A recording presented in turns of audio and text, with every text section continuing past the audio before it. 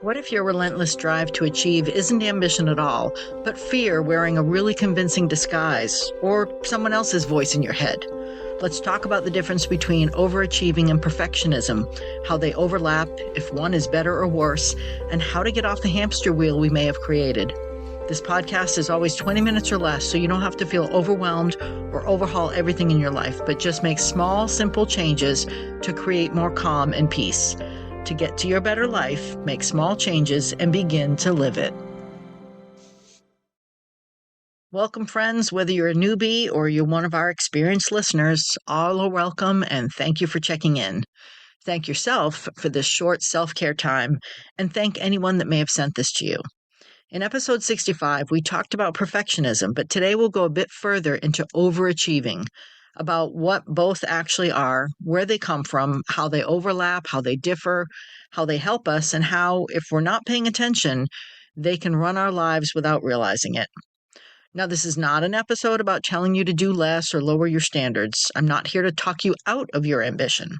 This is about understanding the difference between ambition that comes from a place of genuine drive and joy and ambition that comes from a place of fear, because those two things can look almost identical from the outside, yet they feel completely different on the inside.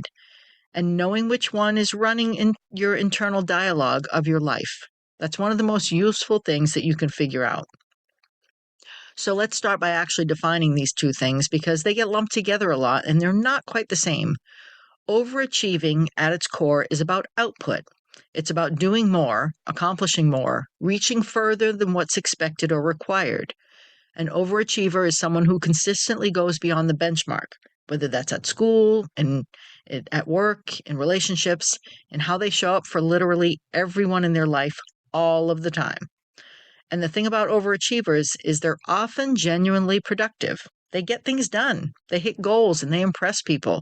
There's a real upside to overachieving, and we shouldn't pretend that there isn't. Perfectionism is a little different and a little sneakier, because while you might think it is, perfectionism isn't really about output at all. It's about standards, specifically about the belief that anything less than perfect is unacceptable.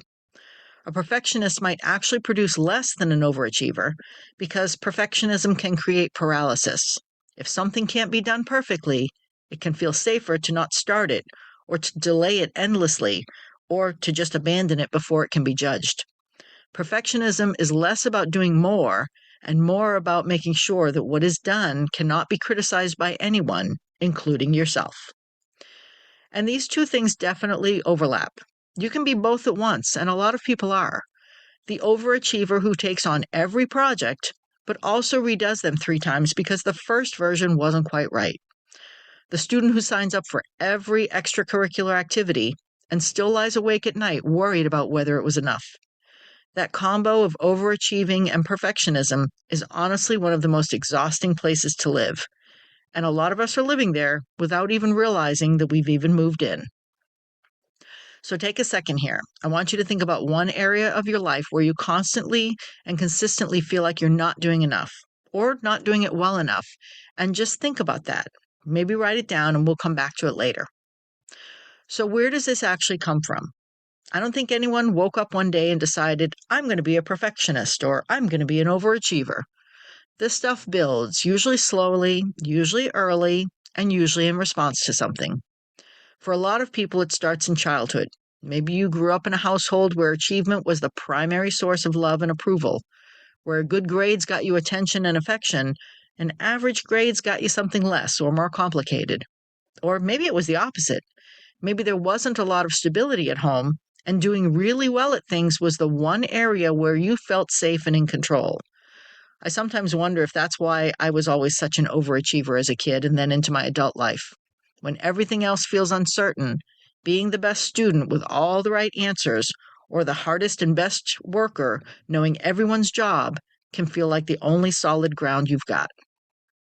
For others, it's more subtle.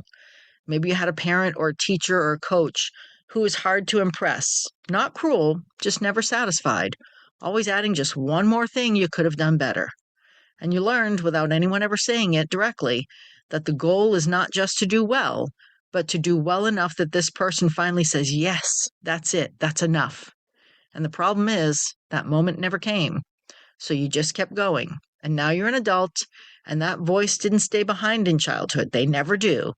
And instead, it lives in your head now, and that voice becomes yours. We also live in a culture that genuinely rewards overachieving. We tend to celebrate the person who sleeps less and does more. Hustle culture, well, I think it's finally getting some well-deserved pushback, spent a solid decade telling us that rest was laziness and that your self-worth was directionally proportional to your productivity. And that's a hard message to unhear once it's in your system. And perfectionism gets its own cultural boost from social media, where everyone's output looks flawless, which makes your own messy, imperfect life feel like a personal failing rather than the full, real world that we all live in. Now, let's talk about what the research actually says about this. Psychologist Carol Dweck at Stanford, in her work on mindset, found something important in her research on fixed versus growth mindsets, which we've touched on in prior episodes. People with a fixed mindset, which often underlies in perfectionism, believe that their qualities are carved in stone, that you're either smart or you're not, talented or you're not. And so every performance becomes a test of that fixed identity. Every mistake becomes evidence of who you fundamentally are, which is why mistakes feel so catastrophic to a perfectionist. It's not just that the thing went wrong, it's that the thing going wrong means they're wrong. In contrast, a growth mindset and healthy overachieving treats ability as something that can be developed. Mistakes aren't verdicts, they're information. Needed effort isn't a sign that you're not talented, it's actually the whole point. And what Dweck found was that people with a growth mindset actually achieved more over time, persisted longer in the face of setbacks, and reported significantly higher well-being than those with a fixed mindset. So the relationship between how you think about achievement and how it affects you is not just psychological, it has real-life results. There's also a study from researchers at York University and the University of Bath that followed people over time and looked at the long-term effects of perfectionism specifically. What they found was that perfectionism, particularly what they called self-oriented perfectionism and socially prescribed perfectionism, which is the belief that others expect you to be perfect, not that you are, but others expect you to be, was significantly associated with burnout, chronic stress, anxiety, and in some cases, depression. Not because the people were doing too much, but because of the constant internal pressure they put on themselves. The doing was almost besides the point. It was the relationship to the doing that was causing the harm. So I want to pause here and ask you something. When you think about that area that you identified a few minutes ago, the one where you never quite felt like enough, what does the internal voice say to you when something doesn't go perfectly? Is it critical? Is it disappointed? Does it sound like someone specific? Just notice that.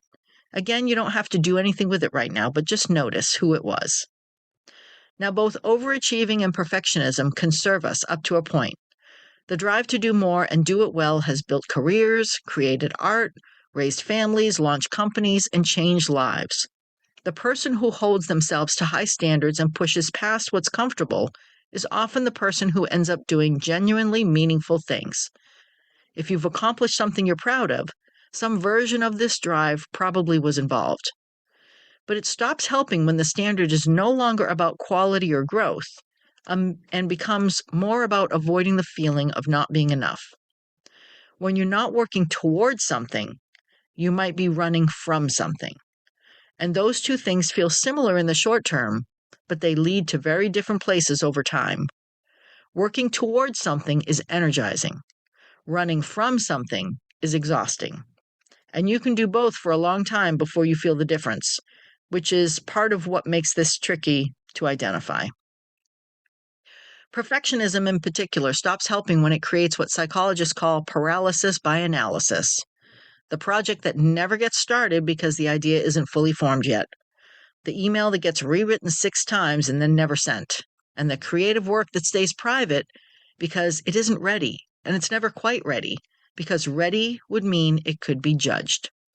Perfectionism, at its most extreme, is actually self-protective. It says, if I never finish it, you can't tell me it wasn't good enough. And there's also the relational cost. Overachievers and perfectionists can be genuinely hard to be around sometimes. When your internal standards are very high, you often project them onto the people around you, not always intentionally, but the energy is there. The slight disappointment when someone doesn't meet your standard, the difficulty delegating because no one will do it quite right or like you do it, the exhaustion others can feel when they sense that no matter what they do, it might not be enough. These patterns can create distance in relationships that has nothing to do with the lack of love and everything to do with the particular pressure of living inside someone else's impossibly high bar. And if you're like this at work, your team will likely feel discouraged and unmotivated, the opposite of what you're trying to do. So let's talk about what this looks like over time, because in the short term, overachieving and perfectionism often look like success. High performance, impressive output, people noticing your work, it's great for the ego. But over time, without some self-awareness and some intentional course correction, they tend to lead to one of a few places. The first one is burnout, the kind where one day you wake up and the drive that used to feel like fuel is just gone. And no matter how much rest you get, nothing seems to bring it back. Burnout is what happens when the machine has been running without maintenance for too long, and the cost has been pushed off so many times, and the bill finally comes due all at once. And what's ironic with the burnout for overachievers is that it often feels like a personal failure, like a weakness, when actually it's just physics. As the saying goes, you cannot pour from an empty cup. The second place this can lead to is lowered sense of self.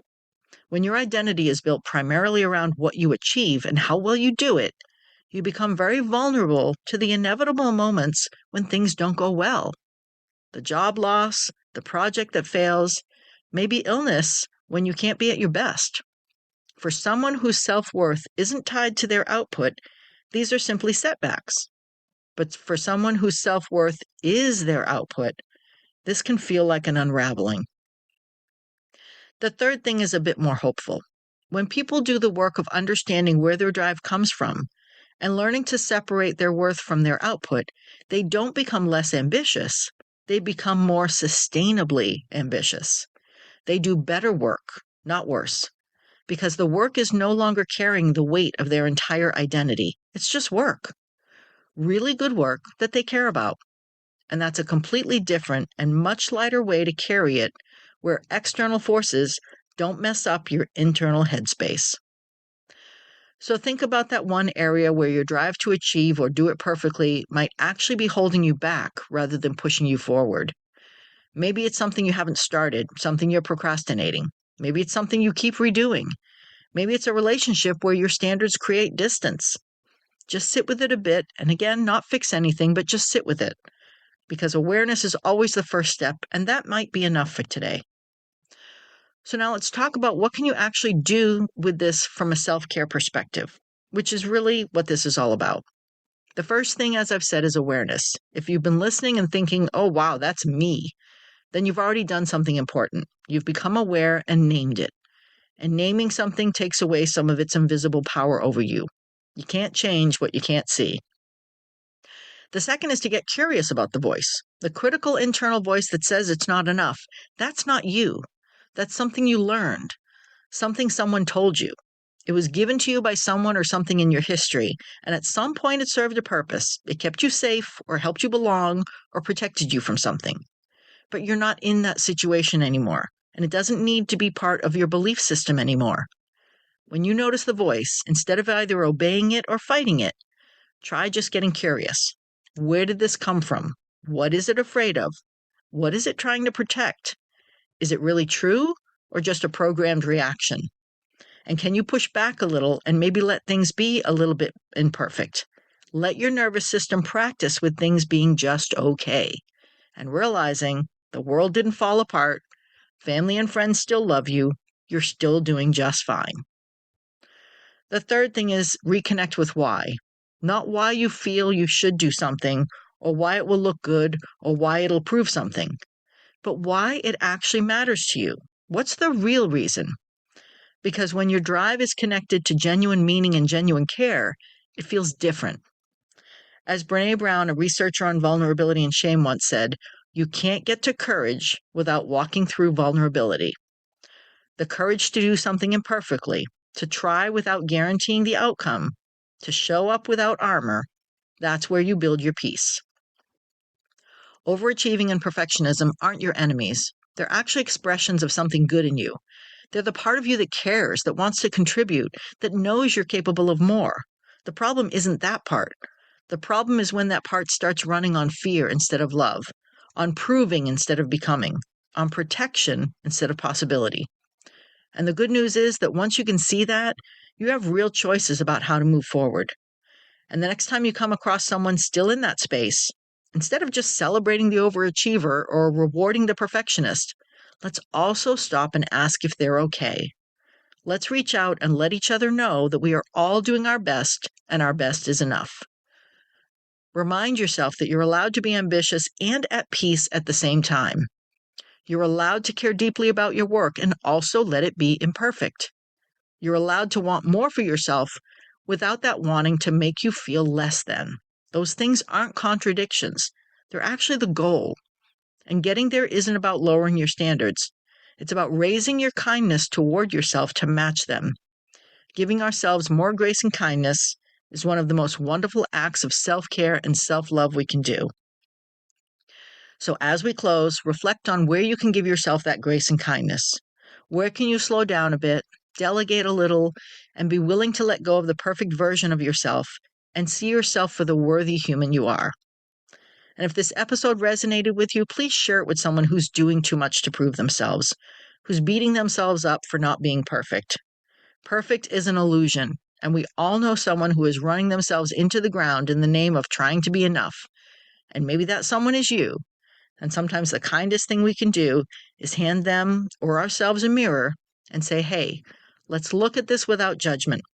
Let's see the illusion and find our way out of this crazy funhouse and into a home within ourselves, to a more calm and peaceful life of love and acceptance, little by little and piece by piece.